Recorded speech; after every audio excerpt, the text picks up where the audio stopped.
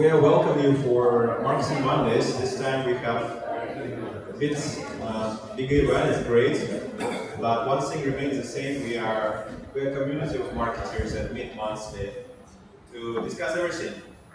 So you should interact. You should interject and ask things. We can give you ideas. We'll be asking you to give those. So be prepared.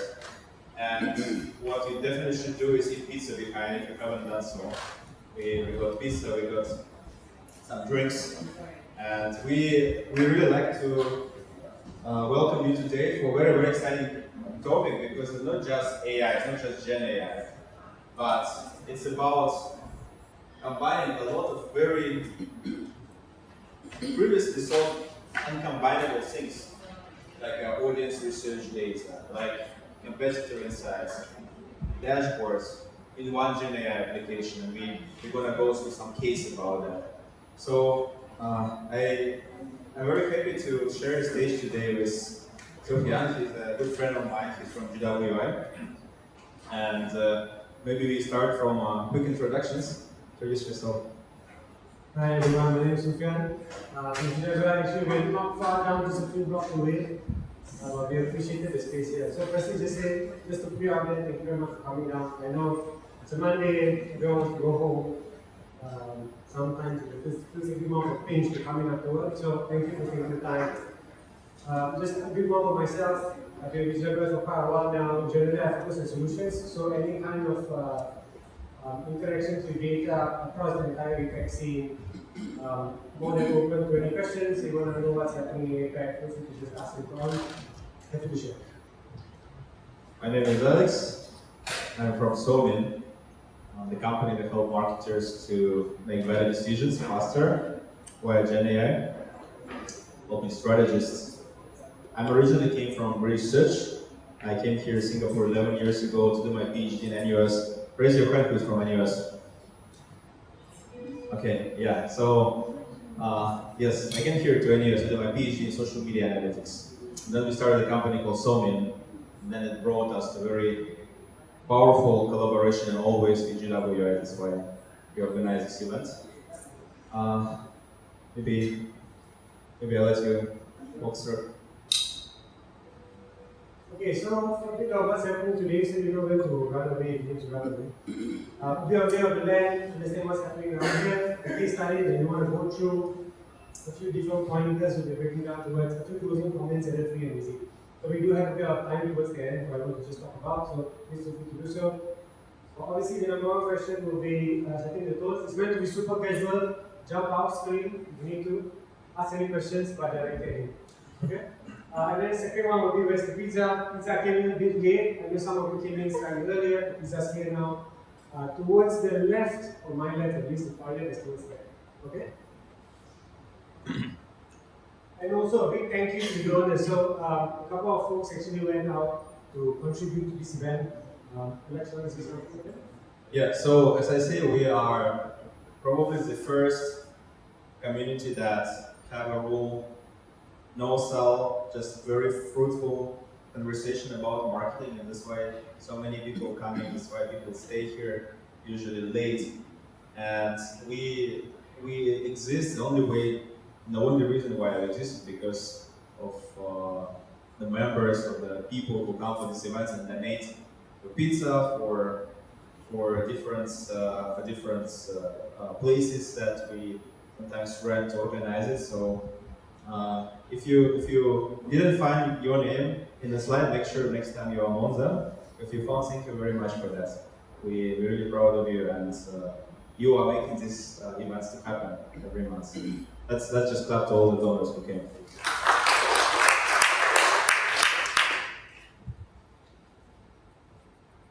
Okay, so we're going to move on to the case study itself. And before I jump in, I'm going to be upfront. I'm very dependent on you. So how exciting this gets is how exciting you are. So I hope you can throw something at me so we can bounce together as we go along. I know it's been a long day, but pretend if you can. Just throw on me. Okay, so the main case study here, before we jump in, just for you all to understand what's happening. So Mira Flora One is actually a company that reached out to SOMIN. This is a real case study that's happening right here. The main problem that it came in was actually a high customer acquisition cost. Did you know you can sell beef on e-commerce? These guys are selling beef on e-commerce. Apparently in the US, you don't really go store. I mean, you have to drive too far, right? So it's very common for you to order fresh beef and do barbecue at home. So Miraflora is a e-commerce beef selling company, particularly very active in Colorado. And yeah, what's the problem with this case? The assumption was always high consumer acquisition cost, and then they thought, okay, maybe it's coming from price point, and then they wanted to get to the root of the problem. So thankfully, we found out about SOMIN, we understand a bit more about Alex and what he does. But before we jump into how it was solved, and we can explain everything full through, can I just ask, I know it's pretty heavy, can I just quickly ask, what would you do if you see that context? I'm going to go back quickly here. How would you approach it? What do you think is the approach here? I know a lot of you are from the agency world, especially. I'm sure this is bread and butter. Can someone explain it, please? So the situation is like this. I'll just give you a bit of context, right? So we have a website, e-commerce website, and we are selling beef, very premium marble wagyu beef, and it costs you $50, $100 per piece or per one barbecue, right? So you get a lot of people coming in, add to cart, but they don't purchase. And one of the assumptions was, oh, maybe it's the wrong audience. I mean, sometimes in marketing, when something doesn't work, people say target the wrong audience, right? So the director will say, oh, maybe it's the wrong audience. So we target one audience, another audience, and another audience. And it still doesn't work. Still a lot of add to carts. People want it. Then no conversions, no sales. So as a marketer, or as not a marketer, just a general person, if you are not, what would you do with this? What's the ideas? In the context, within the small piece of information you are given, it is impossible to really state anything because we don't know what is their go-to-market strategy. So is it a display of their go-to-market strategy? Yeah. Is it the display of their meat in different retail stores, or is it an online stores, or how they are selling? We don't know. Based on what are the information you are given, right? And second thing is, if we are talking about high customer acquisition cost, there are so many layers and factors in that. So whether is it just by looking at your product, is it online or offline when they are seeing, and after seeing it, will the customer refusing to buy or not interested, not keen to buy that, or based on consumption, based on the previous experiences, they are losing the interest. So no context is really mentioned here. Sorry to end it. So just because you asked. We actually never asked him to prepare to ask this question, but he's like literally walking us through the whole our presentation.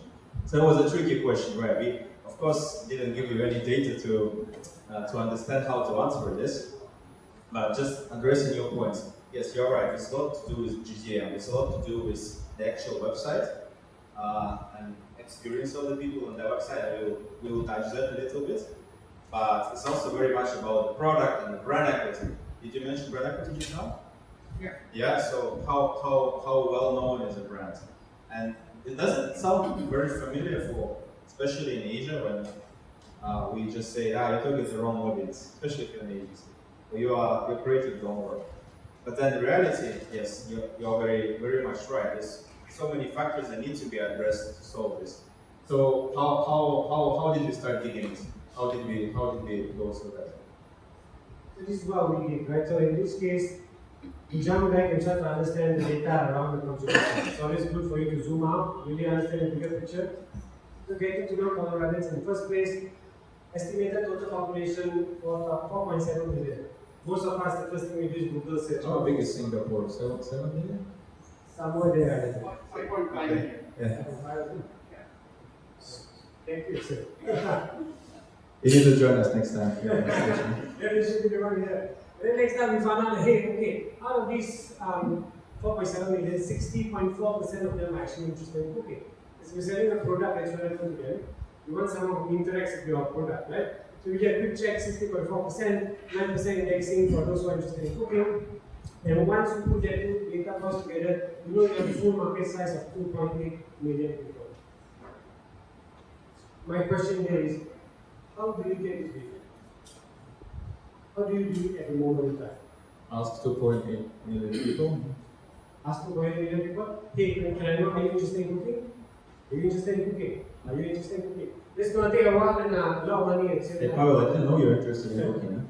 Huh? Alright, okay. So, how do you know? So we take one step further, right? We try to understand a bit more about who they are, because Wagyu is 3 to 16 times more expensive. So you can't just take the common person to be able to afford, buy a product and then run along with it. So we immediately check the household income distribution and try to figure out the entire Colorado where they stand. Which market is going to be viable for the product that you want to sell. So you can see affluent and above 29%, emerging affluent 17%, middle 21%, bottom 29%, you can remain, the last one is undefined, you can't see it, but it's totally different. So one thing over here I would like to take note is, they kindly mentioned that they are the luxury brand of Wagyu. So they wanted to really stand out. And I think it's a common sentiment, those of you who are telling clients, you do this very often. No, I don't want to do this, no, I don't want to do that, because why? My brand is up there. I'm supposed to get this kind of folks to pay attention to my brand. So we wanted to get a better understanding of who they are, where they stand, and this is the financial map of the population you saw just now. So 2 million people, between 29% plus 17% in the upper financial bracket. Okay. So many numbers. Plenty. I know it's a lot. You'll get the slides, don't worry. So we try to establish what kind of personas out there, because you know every single persona they're focusing on has a different campaign. You need to sing a different song, different imagery, different messaging, because then it connects to them differently, right? So we found out that hey, there's 5 major ones: open-minded, equality focused, have interest to express, price conscious but brand loyal, culturally curious, and savvy shoppers. What does this index mean? What does it mean? There's an index there. Yes. So the ones at the top you see is the percentage of the population. The one below you see is an indexing, meaning propensity for them to be associated with it. So if you see anything above 100, just take the number behind, so it's 5.5% more likely to fall into this category. So you're paying General population of US. Of Colorado specifically. Yes. So from here you can tell which ones are really prominent, 16% over here, 8% over there, and 18% over there. So when you're trying to figure out between quality and quantity, especially for managing paid tax, right? This is the common data point that a lot of people keep an eye on. It is like a real data.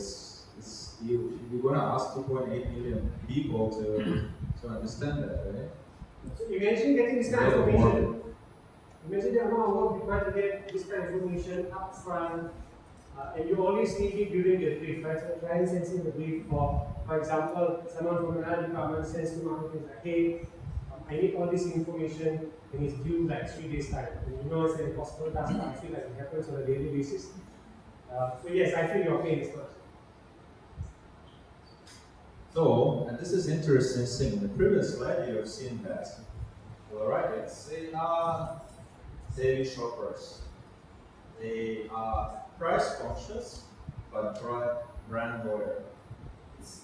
I wouldn't say Colorado is similar to Singapore, but let's just do a little panel. How many of you can actually afford a healthy, good quality products? Can you raise your hand? Right? Everyone pretty much, right? Okay. How many of you care a good deal? How many of you cares that the deal is there, or you will be buying it regardless? I care, okay? Okay, so actually based on this panel, I would say Coloradans, and if Coloradans can afford good beef, they can afford barbecue, no problems, they like barbecue. But if they don't get a deal, no ways they're gonna buy from them. And I think this is one of very important points here, that you're gonna offer me the best deal. You're gonna prove me that I should buy this beef from you. I understand that your cows are, I don't know, bigger, better, I'm not the beef expert to be honest, but but something like that, right? But generally speaking, yeah. But generally speaking, you gotta prove me that actually I should purchase from you. And Palardians are very deal sensitive, and this is data you can get from the audience database when you study it. So if you go next, uh, if you look at what actually competitors communicate, and you will see that I'm not sure whether you can see, but I was going to explain. This is the breakdown of communications already, right? So this is very important. Before we were talking about the audience, what people actually care, and now we are talking about brand communication. What actually brands communicate. And if you will see in these categories, the very first one will be about high quality ingredients, then the second one about high quality Wagyu beef in particular. Miraflora is green, so in color, green, right? So it's in the middle, talking about high quality beef alone. Then the third one was about experience of culinary, like not the product itself, but the experience when you are cooking it, gathering with friends, etc. And the very last one is what? Discounted prices. And the biggest competitor of Miraflora, from their own words, is the Snake River Farms, the very first, the blue one. They do so much discounts in there. They do a lot of ads on discounts because probably they use I don't know GWA database, and maybe their friends told them, their experience told them, right? So they know this, that they run all this stuff, and everyone. But where is Miraflora? Where is Miraflora? There's no Miraflora. They're just like a very little food line. Maybe they run one ad in half a year or something like this. And I think this is the point that we want to make. When you know how the audience behaves, we can adjust our content better. We can run our maybe target our campaigns better. But ultimately, when it comes to communication direction, we have to be very strategic, and we shouldn't be stubborn, to be honest, right? If we think that our brand is so premium, but the market where we sell really cares a good deal, and all my competitors are running ads with the good deals, by being very premium, you just going to lose your audience, and you might not be able to get actually enough sales. And this is what you can get from competitors' ads. But of course, I mean, another question would be, how do you gather all these ads? And I'll show you later how we gather these ads as well. We can go next. So funnel. So the main focus here from the start of the entire presentation was a lot of people are clicking in cart, but then they're not converting, right? So you want to focus exactly on this pain point. Then that's where we get even more data in. So you know that there are savvy shoppers, they look for the best deals, and as a small apologize, then they research before buying. I think most of us do that nowadays. We will compare at least 3 different sites before we pull the trigger on something. Especially when it's something new, brand you've never heard of before, you want to give it a shot, you always compare first. So we know that information is a map of their journey moving forward. So we want to accommodate to that. So this is the website, right? So we look at the website of Miraflora and also other competitors. And this is what we just did by opening the website. Honestly, we can see that competitors do a lot of product specification inside there. A lot of things you can talk about beef apparently, right? The way we grade, the products made from it that we use for cooking later. And the price is very accessible. So at the same time, if you look at what Miraflora talks about, their brands, you will see that they are pretty narrow. They just say, okay, it's a beef, you can buy it, you don't buy it. I have to say that they have improved their website. If you go to their website right now, based on this research and case study that we've done for them, they are doing much better. But overall, still, we know that our audience, Colorado, really does a lot of research. So what kind of action points for us would be? First of all, we probably want to focus more on SEO. Especially later, you will see that they also do search engines to find information. Second, we really want to make sure that those people who are really careful about what kind of gift they buy and all the properties of it and also their deals, we really want to make sure that all this information actually provided to them on a website. So it's not about my website is good or my website is bad. Converting or not converting. It's also not about I like this ad or not like this ad. Actually, the creative process can be very structured, and this is very important. And it's important that the structured process should go from all the way from creation of website to creation of the content to if you're doing some video content, storyboarding, all these things. And I think this is one of those paths I personally advocate in Asia because I believe we all should try to utilize these frameworks, act a little bit like a creative agency, but also at the same time as a data analyst, but also at the same time use AI to execute our job so that ultimately we are really very well equipped at every part of the journey and rely less on the stereotype now and then. We always one-sided about it, but yeah, that was about this purpose. They're purchase drivers. More often than not, if you want to find out about this, you'll engage a market research company, you will take a quote, it takes a week. Then you ask them how long does it take to collect this data? They tell you 3 months because data collection now within their control. Some analysts has to sit down, do the calculations, analysis, finally produces a chart for you like this. 3 months later, the quarter is over. Right? Your client or the other departments requiring help from you immediately yesterday. What's 3 months later? So imagine the amount input required to get all this information through. From there you can see the indexing 16% more likely, 12% more likely, 13% more likely. Exclusive content and services, right? Click and collect delivery. This actual data you can see from Coloradians, right? Coloradians really 16% more likely to jump on their quick collect delivery offers, and they really like when there's a lot of likes and good comments in social media around this. It's actually, once you know all this information, you know exactly what to do, isn't it? Yeah? Yeah. And I know I blurred out the second half, but it's because even though they make up the majority, we do want to pay attention to the indexing, right? So majority of them are actually within this category of free delivery, but it's actually very extremely under-indexed. Meaning, this group is okay, you're paying for delivery. You don't have to offer free delivery per se. Keep it low, but it doesn't have to be free. This allows you to figure out your pricing strategy behind Oops, I think you're going to talk about that and other problems that they have. Okay. We'll jump on it later on, that's how I want to point out. Bringing us to this slide, right? So you see cost per portion, we have for our in SOMIN color. It's on the lower end in comparison to every other. Cheaper than everyone else, right? Yeah. But they're premium. But yeah, So how? and they're the healthy of one beef, right? So they're running around claiming they're premium, but they're actually a lot cheaper than everyone else.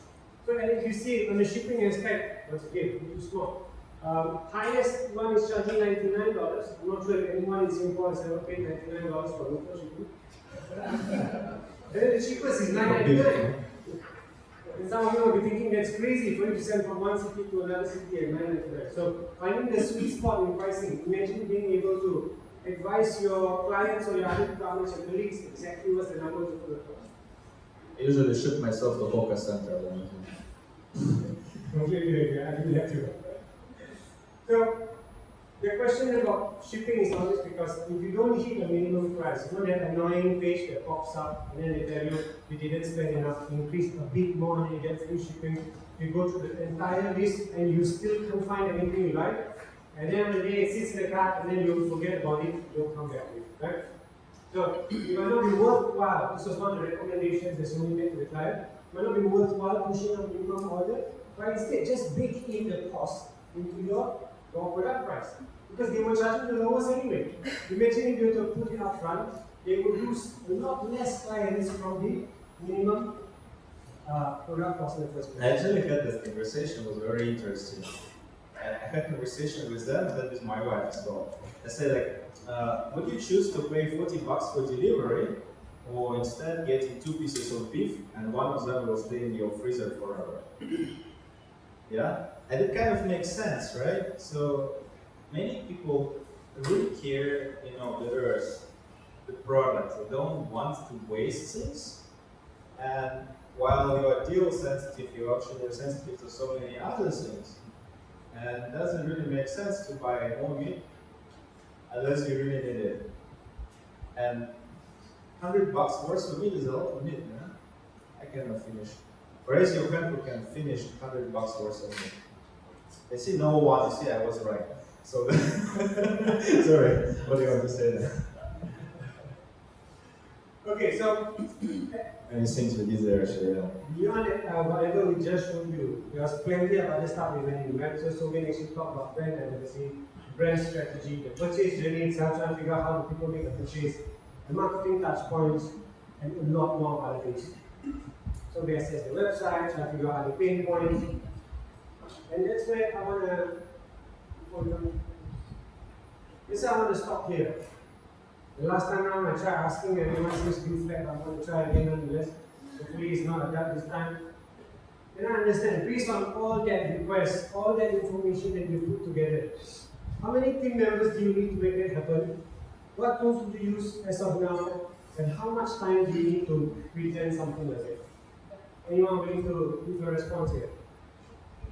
If you use GWI or SOMIN, you're not allowed to say. Okay? Only as a tools.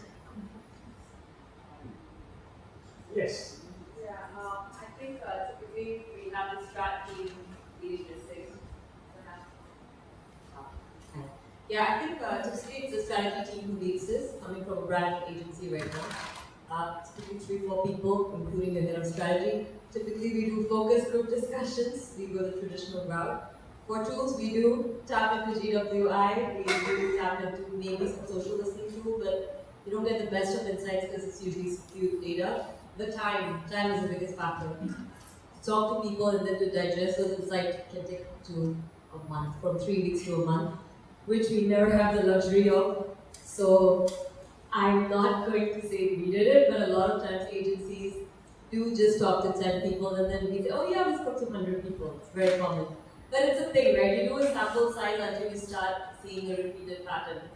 But what I find impressive right now is like how do you actually get an accurate representation of a larger, wider audience? I'm curious. Speak to you later about that. Anyone else? Sure, you definitely use some tools. Which tools do you use? So far, we have been using that mentioned tools. But I know right now the focus is shifting towards AI and more people are definitely. Which AI tools do you use? Right now, I'm not using any specific AI tools for Okay. market research purpose or anything. But as such, I have seen some tools like this. Forgetting the next couple of tools specifically Sure. for the market research, I have seen something like tool, and differently I see a value in that. This is actually a very interesting thing, right? So, can large language models really help you to understand the market without feeding in data? I think one of the biggest issues, and this is, my computer science part talking now. One of the biggest issues there is the lack of grounding. The hallucination of the models, or hallucination fine. Hallucination is a good thing sometimes. Problem there is always return the same thing. Okay, now raise your hand if your ChatGPT always returning you the same and copy and the same thing if you're prompting it. Raise your hand. No? No one. Everybody getting different responses. I will tell you this, if you have some particular copy template that you have, and you will be using that template very similar, with a very similar content, or continuously with your friend, you end up having a very similar response after maybe using it. And I think that's why we have RAG systems that take the data from a specific database from your business analytics. Or we have even fine-tuned models, like let's say in a graph, right? Graph in Singapore, fine-tunes generators of the banners so that in your app you might see completely different banner from anyone else in Singapore.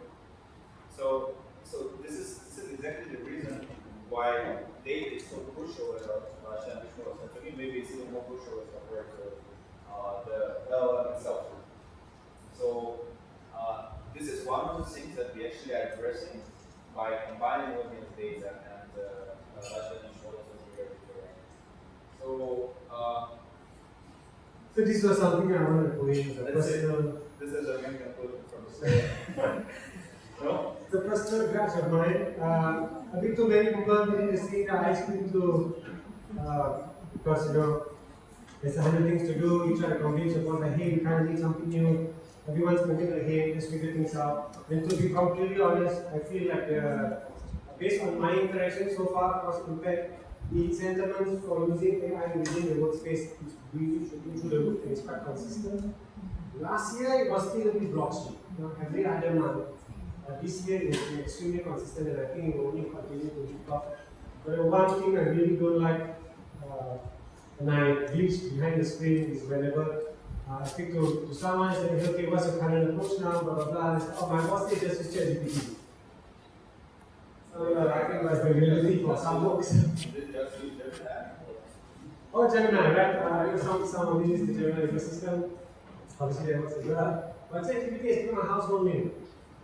Everyone says that. No one says use AI. We just say use ChatGPT. To the point where we have grandmothers coming in and saying, yeah, just ChatGPT. Quite scary sometimes. But the thing about AI is that, as you can see the chart around here, the main concern is always for hallucination. Hallucinations can be good if you're doing it from a creative standpoint. But the one question I love to throw people off with is, how you know? Right? So someone comes in and says, no, we should take this strategy, we should do this, we should use this platform. You didn't tell me. Okay, sorry? You told me like Selfish. Unfortunately, there's no me. I'm sure he's better looking than I am. So, whenever someone comes in with all this, my favorite question is, how do you know? More often than not, they hear it from their boss, right? So when I speak to someone, then they tell me like, oh no, the strategy for this market is what we do, blah, blah, blah, so on and so forth. Doesn't matter what level they are at, even if it's a CEO, just ask them, how do you know? How do you validate that? How do you confirm that? Right? It throws them off 99% of the time, and I love to ask this question. You should give it a shot next time with your clients or your boss actually does this. How do you know? How do you validate that? So the main concept when you do this is, if you want to validate something, you need data. When you want to collect the data, it takes really long. What if you're doing a multi-market study and it goes across multiple segments, multiple personas? How long will that take? Will your client or will your colleague be waiting for you at the end of the entire round? So one very big issue is obviously hallucination. Second one will be really too many ads out there. If they ask you to really put across sentiment analysis of all the current outputs that's available and then make us different. Then you'll be thinking everyone says make me different. Let's say someone will come in and say, no, make my ads blend in. No one has ever asked that from me, for sure. Okay, so when you see so many different ads and everything's out there, how do you differentiate yourself in a way that makes you relevant to exactly who you want it to be for? Can you imagine the number of hours you're sitting down to doing this? Imagine this is on Instagram, this is on Facebook, this is on X, what have you. And then you are. This is Instagram, this one is Facebook, you're right. I was pointing at random, I'm glad I went right. Imagine the time taken for someone sitting right behind the desk and just screen grabbing this, putting this together so you can submit something. And even if you did put an entire day behind it, how many can you get it? 100? After a while you get bored, after a while you go to the toilet 3 times and kind of lose your momentum and do something else instead. So, when you're having all this in mind, the solution is actually very simple. For you to justify everything, you need data. You must have data upfront for you to all make sense. So how do you get the data? You just survey the people, right? Very easy. You should have a survey. No issue whatsoever. So then we say, but we need to keep the data updated because you want to continuously serve your clients throughout time. You want everything and you want to go on it. Right? It's not a one-off situation here. So you keep the data updated, no problem. We survey everyone every time. Very simple solution, but can you imagine how you do that? Then after that, okay, but it takes a lot of time to analyze large data sets, all the different posts out there. You're trying to put it all together. It's a very heavy, intensive task. So what does the boss say? This is ChatGPT. Right, so it's meant to give you a bit of a laugh at the end of the day. I do apologize, I hope that works. But you know these pain points. Whatever I've been going through is probably a day in the life of, right? To the point where sometimes you're wondering, why do we do this for a living? But this is what we did. So I'm going to pass on very conveniently now to Alex. I can pass the mic as well if he wants. The mic. Would you like the mic? Yes. And he will run through how we've done it. I wonder what ChatGPT will recently find us. What should I do with my mic? Because I don't know what to do with it. I think I changed 3 sets of battery just now. Yeah, so here's what we did. And I think it's a little bit about the way we created this workflow. This is very much related how we work with large language models and generative AI. So we create a persona in GWI because we really need to make sure that we understand the audience very well. Usually it comes from the brief, right? I mean, if you are anyone from the agencies here, raise your hand. Okay, good. So we usually have a brief. Well, it could be just a brief from our directors, right? So we have a brief, create persona. I'll show you how we do it. But for our case study, it could be just Colorado cooks, and then we want to create a character from it. A character is like persona with a name and some description, like like a real person, and then a simple way of starting doing storytelling, finding some insights, is to come up with some pain points. How do you come up with pain points? You could actually see what competitors are talking about and find a niche inside there that will help you to communicate better in a more distinct manner. Please come closer, yes. So then we have a pain point and we have our persona. I mean, you might know it's sometimes called KFC framework. That's how they do it. Persona and a pain point come together to come up with a story. So what else do we need? We need to have an angle to it. Here we have 2 angles. Health awareness, time constraint, technical, with lots of different angles. Then we blend in our product because our product have a lot of very unique properties in there that helps you to understand and tailor your content to something that really matches your audience. Then finally we're going to get whatever our final destination point is. For creatives, it could be a story or insight. For performance teams, it could be actual content that they produce, right? The actual ad that they're going to post somewhere. And I wanted to show you how it could be working in a real world system. And I'm pretty sure you're going to see this for the first time. You haven't seen this before. This is the reason why we decided to bring it in. So I go to the computer here and to show you live how we do it.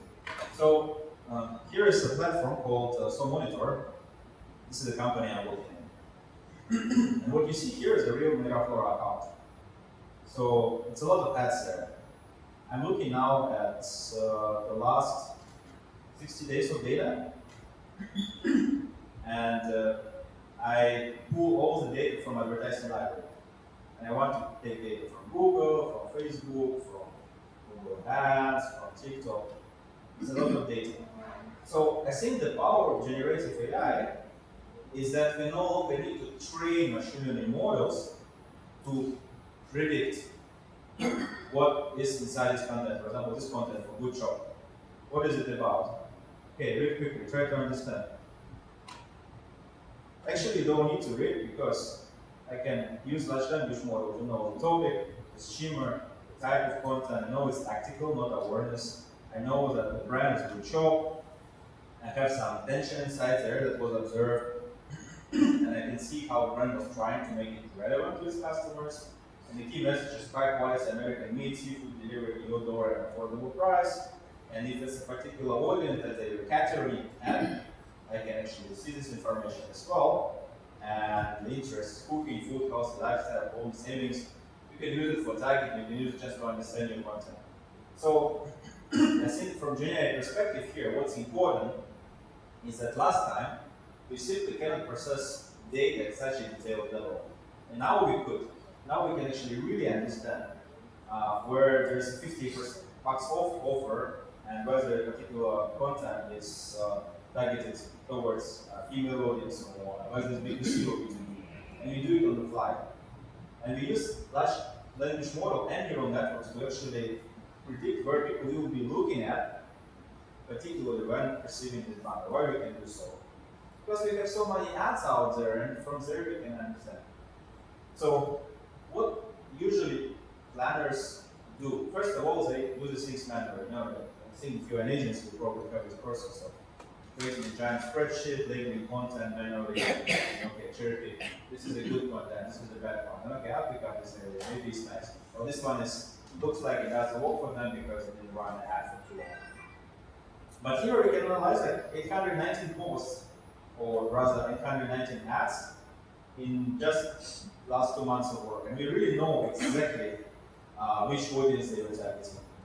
And we can filter it, we can understand, okay, I want to look particularly at family-related content, right? And you can choose families, and then you will see the whole content just related to families. And you can, for example, see that Bootstrap really dominates this space. Almost half of all the ads in the last 2 months were from Bootstrap when it comes to families. And every time they talk about families, the interests that they were talking about were cooking, food, healthy lifestyle, maybe their purchase power was about mass media, not money. So they actually target a very similar audience. So what you can do with this? Actually, if you are very analytical, you already can use this data to do a lot of things. Because you no longer need to eyeball all this content, but you can have a very detailed understanding of what this content is about and what kind of brands are addressing to. But how do you follow that framework in order to actually implement this strategy, produce a new content that Miraflora or any other brand customers will already know? We go to GWI and we create that audience that we wanted to address first. If you're familiar with Nielsen, with GWI, with other brand databases, you know the process is very simple. You want to create an audience of healthy food enthusiasts. You maybe want to choose it from USA and oh wow, 2024 Q3, very fresh. Alright, so, and then maybe you want to look for particular interests of these people. So maybe you want to choose the interests of, say,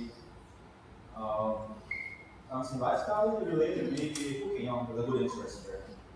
And maybe you can put many other things, like household income, financial stability of the people, particular location where they're connected. I think they have to be in Colorado. So there should be Colorado here. Yeah, there we go. Then you create the audience.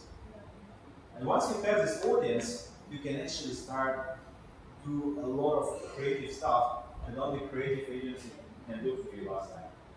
So you can pick up this Lydia Greenfield that has been created from the healthy food enthusiast audience here from GWI.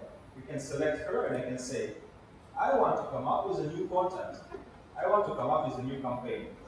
Maybe I want to look at the very recent tensions that the platform can automatically detect, which is motivating employees, elevating food experience, challenges in acquiring high quality and convenient meat and seafood. Where is this perspective came from? It actually comes from competitor data. So you can pick up one of them, press, and choose one of their marketing theories. You know those things that we marketers usually learn in the university from the books, like, okay, you have all about FOMO, right? Fear of missing out, right? So there's many of them actually. You can pick up sociological, economic, psychological, behavioral economic. For example, cultural shifts towards convenience in the meal preparation. And this particular angle will tell you how this cultural theory can glue together the persona and intention to come up with a story. Once we have a story, we could actually have a very good understanding of what is this lady, what is the key insight, attention, social and persona about this person. And you can use this for brief, you can use it for employees. That's actually real persona, a real person that you can, I don't know, pass to ChatGPT if you want, or you can pass it to your production team. And you know what it's like, and you know where it will come from, how much data from GWI and competitive content that was actually support. So what does it mean? I mean, some people would say, oh, okay, sure, story, good. How do I generate sales?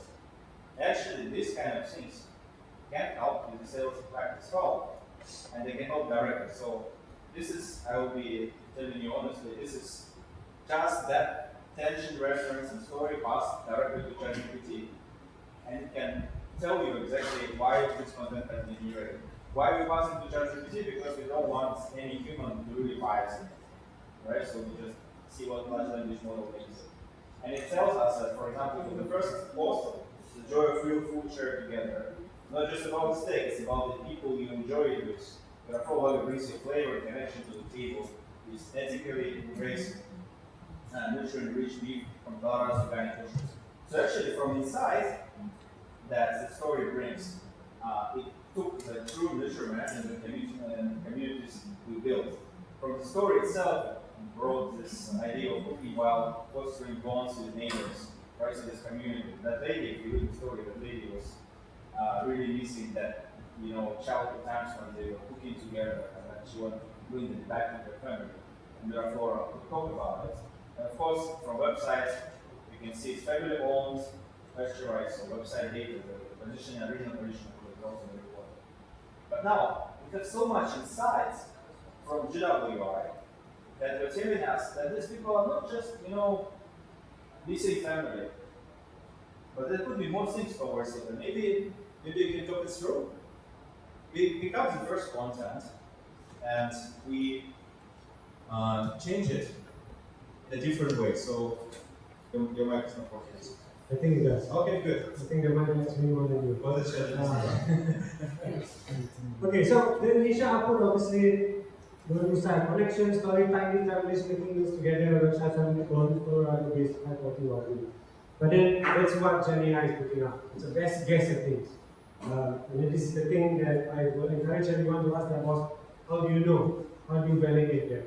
Okay? So what happens is, once you feed through the gigabyte data flow behind whatever ecosystem you might be, maybe if it's internal, external tools that you might be using, the whole point is, once you have the data to back any kind of decision you're making, you can immediately go to someone and say, yeah, but we know it's true, because the data says it is. And who does this data represent? It's the actual people in Colorado who are affluent cooks and enjoys cooking, who have actually provided this data in the first place. It wasn't created out of nowhere, it wasn't plucked out of nowhere. It's plugged in to work hand in hand with the solution at the same time. And that's where it starts to shift, and then you can tell, okay, brand advocacy charge 9.1% use loyalty programs. To be completely honest, I feel like loyalty programs is such a big miss for so many companies that I've met. More often than not, people will really latch on your product or your business if they do so, but they got no data to justify why they should be developing a loyalty program. Once again, something that comes in very, very often. Next one, Savvy Shopper also latches on the reward program. Next one, we added, oh yeah, this one I think is yours. Yeah, more indexed as well, 113%, right? 13.6% more likely, yes. So I think here is a very simple limit. You could just ChatGPT, as your boss say, raise your hand how many bosses you could just ChatGPT, and it's probably would work for some businesses. But if you're really serious and strategic, you could really study what the competitors are doing. And there are so many ways to do it nowadays, even there's a lot of ads out there. And from there, in this particular content, we realized that the insight that don't lose sight of connection, the whole story of this that was inspiring this lady and was talking about her childhood and how she can bring it back and connect with neighbors. This is what you can learn and differentiate on a digital space. This is what you can actually understand from your competitor communication to using your content to sound different. But it can be very creative and cool, but it has to be relevant. And to make it relevant, we go back to audience and we understand audience want deals. Okay, so we have rewards every time we work. Well, not we are ChatGPT AI. But ultimately, any LLM is a commodity. And nowadays, what we really need to understand well is that the type of data and the way we work with it is actually the crucial. So there's one more example. And what we wanted to uh, let you do is to inspire you. We want to inspire you to think further. So we printed this QR code for you that you can really read this case in details. So if you download this case, there will be it's about 100 pages. I don't want to scare you, but we have more time, right? So it'll be a lot more detail of how exactly this research has been done, how audience research data, the simple data that you know from the website that you see, but also campaign analytics, GenAI, so monitor, and GWI were used to actually bring value to the client. And if you go to the website now, the website is different. Promotion strategy is very different. Brand is doing way better as compared to just a few months ago. It was not about spending more money. It was not about changing the team, all those solutions that we hear out there in the market. It was actually about starting to really be strategic and utilizing all the data and all technology we could. Okay, so as one of the last points, we want to encourage you, we want you to try it. This is one of the giveaways for this community. So you can try this technology by yourself. Each of these banners has a unique code. Make sure you don't lose it. So in the next 7 days, you can just input it in and in a landing page that you will land when you will download the case. You can actually redeem and try all this technology by yourself for free. And it's actually the first time in history you could do it. Yeah, in Singapore. So you are very much encouraged and very welcome for your questions if you have any. And of course, pizza. Thank you very much.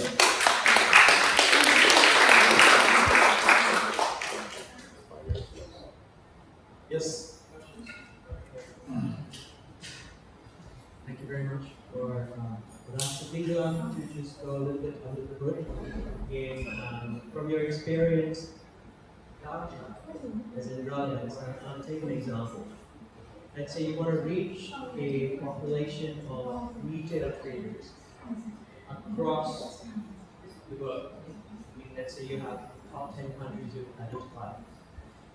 Could you share from your experience some practical steps and sources of data that you use to figure out that market audience? And then how would you go about actually reaching and processes fantastic, designing the right campaign, and then designing that campaign in more relevant buckets. So we just go through that this and that. Thank you. I think from I'm more of a data person. Home science, data, different specializations here, so don't mind. In this approach, more often than not, just the entire market industry, there are which group is economical to go after, and you are for segmentation. Right? I know most of you have read and know how the approach, but then when you do a segmentation, either via group-based segmentation or if you do, for example, cluster analysis, that's how you define whether the group size is worth going after. Is there enough normalized within the group for you to pursue?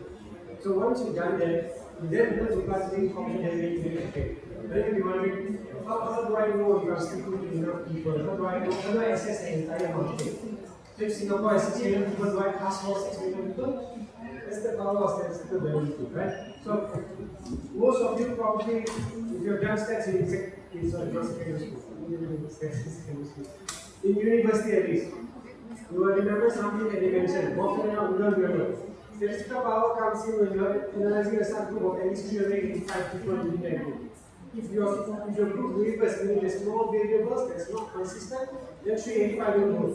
But if you are consistent, 385 is all you need. You'll be able to make a definitive claim on a specific group with an error of with an error rate of below 5%. And that's how we collect our data in the first place. Whenever we go around to make some claims, you can see the moment it goes below 385, we go flag out, hey, this number is not statistically significant. At least it gives you an inkling on the direction. In the world of B2B, more often than not, they always do 100. So I want to get data points of 100 CEOs. Why? Because it might not be easy for you to get 385 from a small island like Singapore, who's willingly providing data. Not that straightforward, especially B2B. When it's general public, it's much easier. Make sure you get a 385 before you make any kind of claims.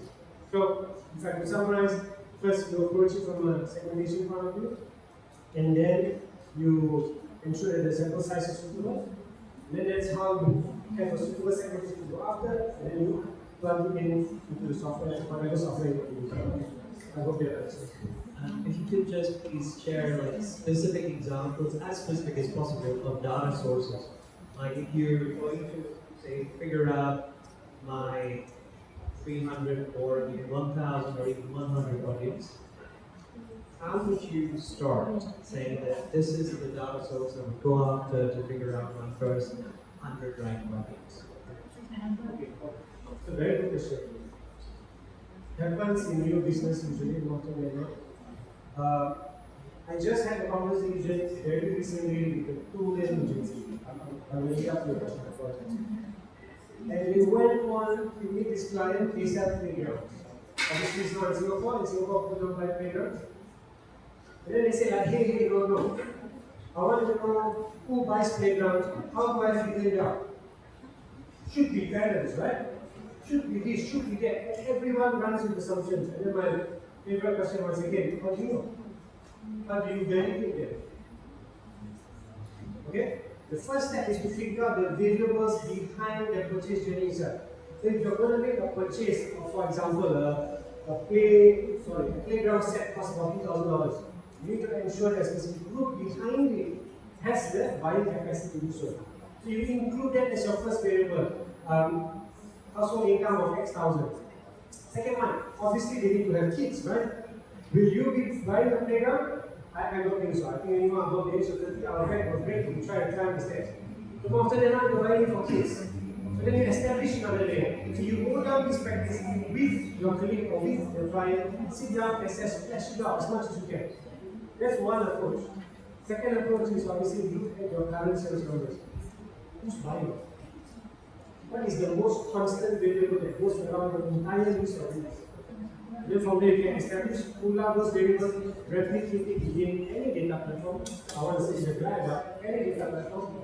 And then carry over the segment into another 2 months again, figure out how you approach them, then you should slowly move downstream. Come on, understand your question. So, and what we do, and we do it vice versa, we do it inverse, right? So we like to go into what competitors are talking about, and we study so-called perspectives.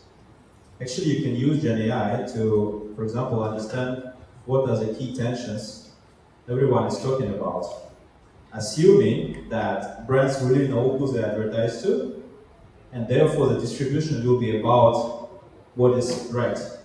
So we can use audience data to confirm. So for example here, you can see the key tension is lack of access of high quality and premium food options. And there is also quality family time. Yeah, so, and this gifts of love. So this is probably very seasonal and home cooking. So that immediately tells me that you can actually talk about the cooks. That's the persona I was creating.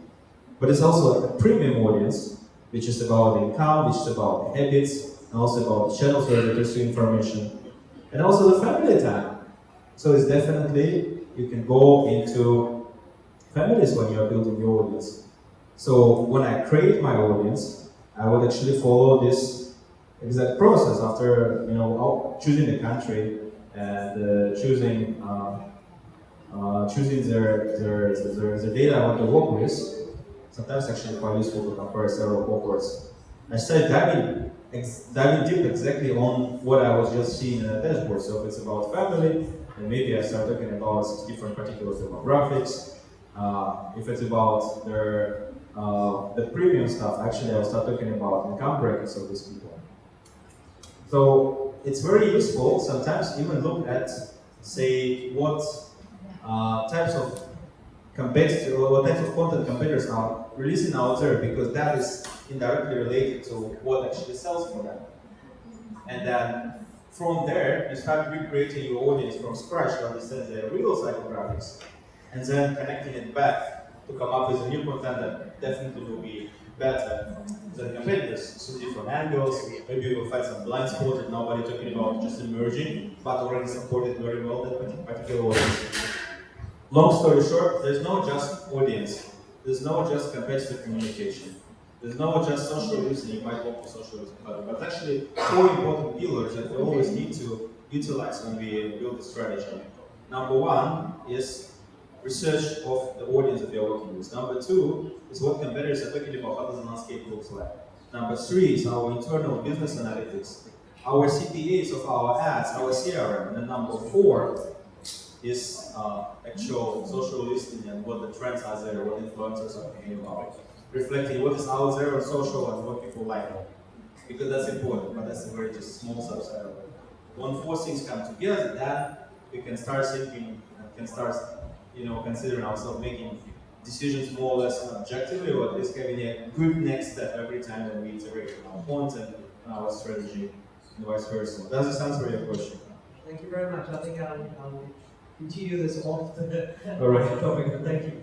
Thanks. Yep. Do you guys have use cases for to be able to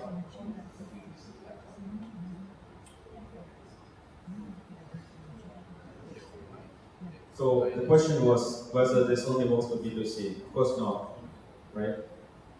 It's just B2B is very diverse, and you need to get a big enough audience sample to support those decisions. So don't be too excited by putting too many filters to narrow it down to 10 people. That wouldn't be represented. This is one of the most junior mistakes actually I've seen when people working with a database, right? You want to be so specific, so don't do that. But at the same time, we have so nice B2B channels, like, for example, LinkedIn, we analyze it, or Google. A lot of businesses are trying to find angles. In fact, every time even for preparing for this particular session, our marketing team, when we were shooting some ads out there that you might have seen, they were actually using SOMIN to understand what is the best way to position marketing models in Singapore to attract people who potentially would be interested in this event. And did we just do it? No, we actually went to GWI later, trying to figure out what other psychographics of the marketing people, and we realized they like pizza. Okay, kidding. But you know what I'm trying to say, right? So this is the way it works. And the whole point here is that Gen AI is a fundamental technology breakthrough here. Because last time we just had a lot of data and we didn't know how to deal with it. Now we have a lot of data and we know how to deal with it. And you know how to do it very fast. 5-10 times faster, maybe even faster. Last time, agencies prepare for a pitch for, 3 weeks. Now it's like 1 day you do a really decent job already using this, right? I think that's the point of today's session. In general, something. One thing to remember, you can do it much faster and much better now. Not because LLM can give you a good answer, no, because you have the technology now to work with data that you have. You had even 10 years ago, but now you can work with it very efficiently. Inside the key. Any other questions? All right. Everyone's asking us.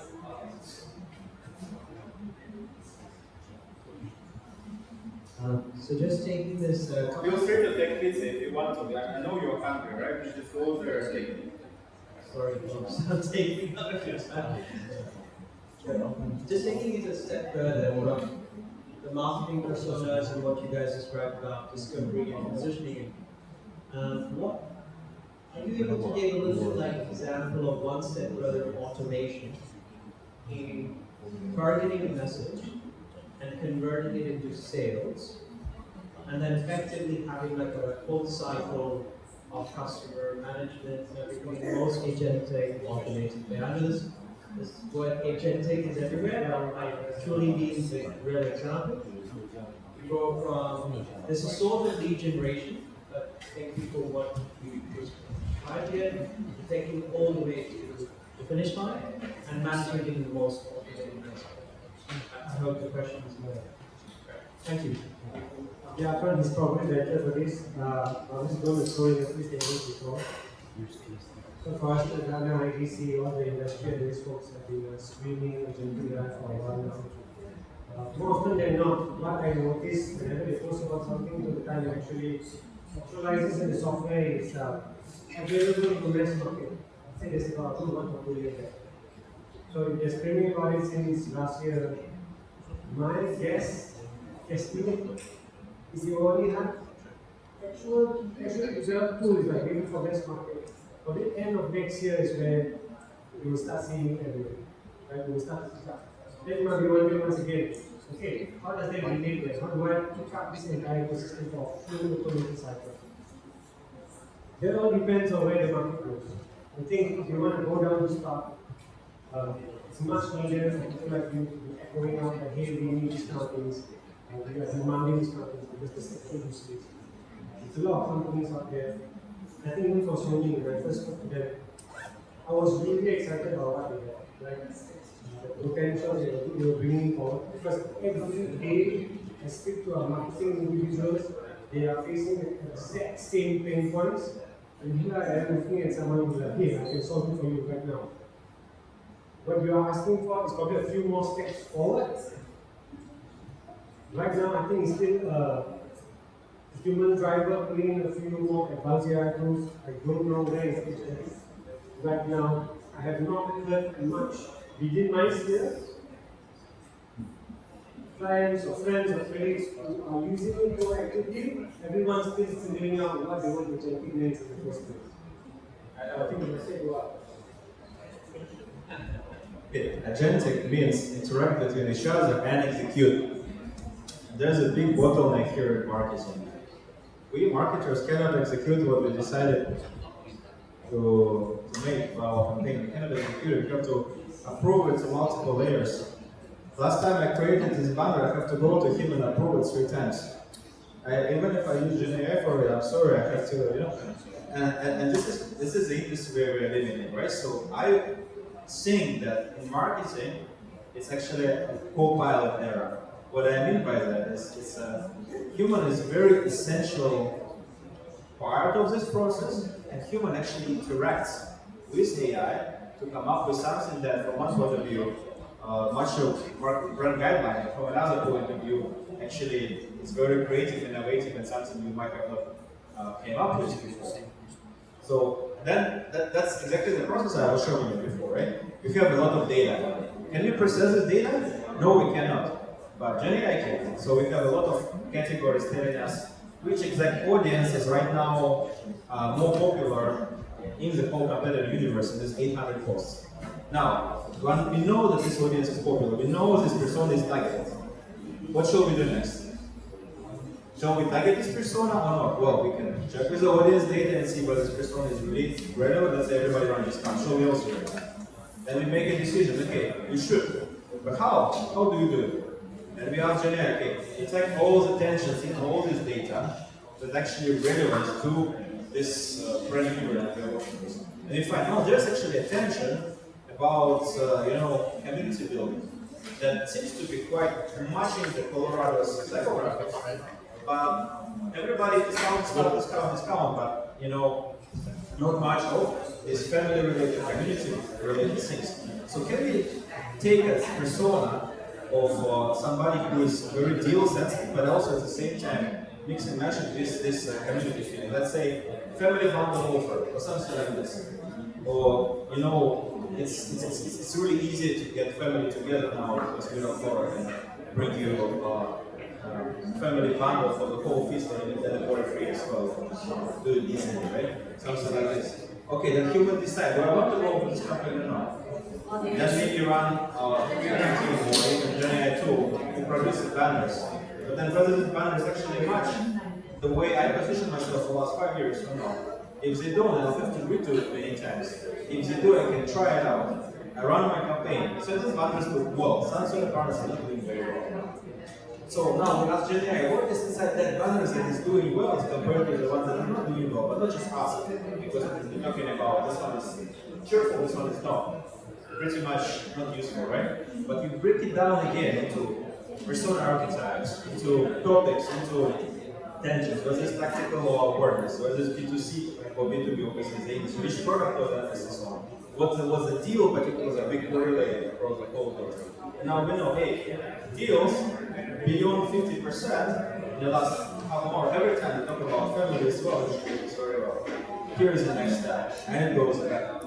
So my answer, short, is human is a loop is essential and will be, and it's great because this has a community education program. I believe in SOMIN and in GWA, we make marketers better marketers. Ultimately, we want marketers to be better. We want them, don't have sleepless nights in the office and really celebrate their job and really like it. Our industry is second hard to know it. We don't like it. We want to give them tools and knowledge and processes so they can do a really good job and also stay in peace. Because peace is something you cannot buy. But thanks for your question anyway. Thank you. You got a question as well. Okay. Actually, you answered already about B2B, but once I am still very much able to understand how really this platform will be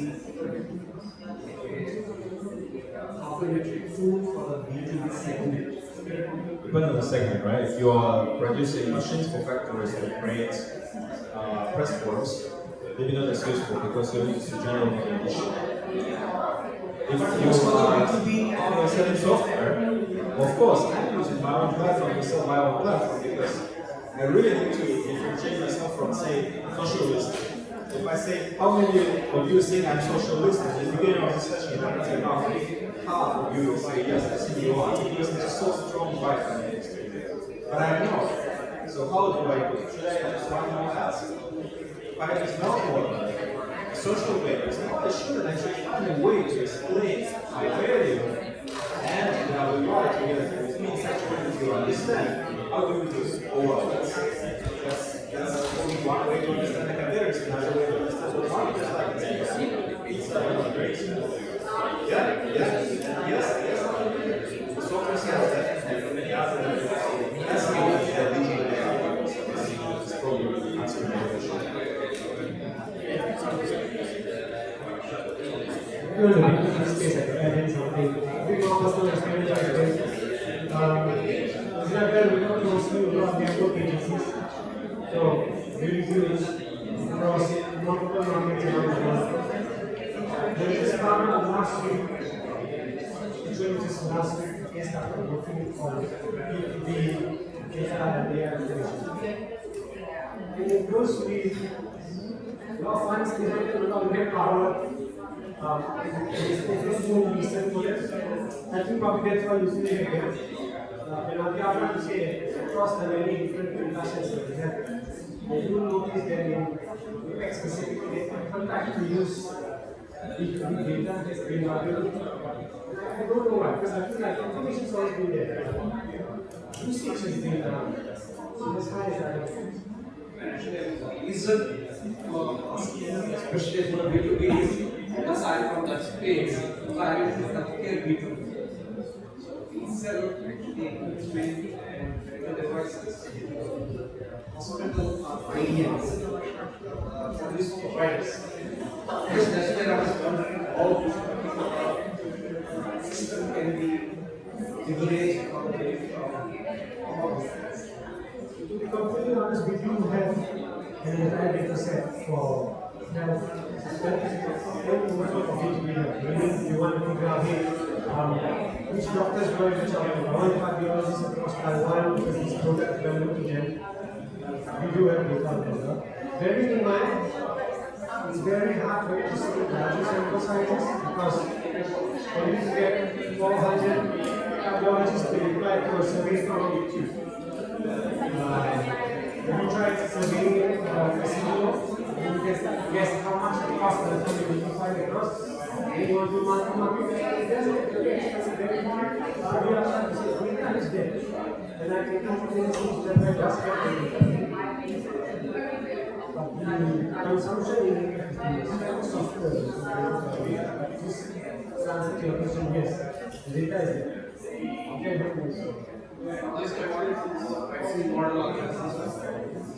Yeah, so we are both on subscriptions, right? So this is very easy to crack. So monitor charge subscription in that way also. So monitor does right also charge subscription, and you need to get it. if you are thinking that you're getting more serious about it, you become more strategic. And it will require some people to manage in your company at first, but the moment they will understand the value of it, they will become superhumans. However, you as a business leader need to make sure that they start being a little bit more thoughtful when it comes to the strategy, because I would say this is one of the biggest challenges we together trying to fight here in Asia, so that make everybody start thinking. You know? This is important. This is what we're here for. Thanks for your questions, guys. I think everybody not hungry, so there's still food there, I guess, right? There's still food there? Yeah. So you're not allowed to leave unless you take this voucher and get that pizza, right? And voucher is not for pizza, voucher is for you to take home. And pizza is for you to eat now. This is a very clear message. Thank you very much again. Have a very good day, guys. Bye-bye.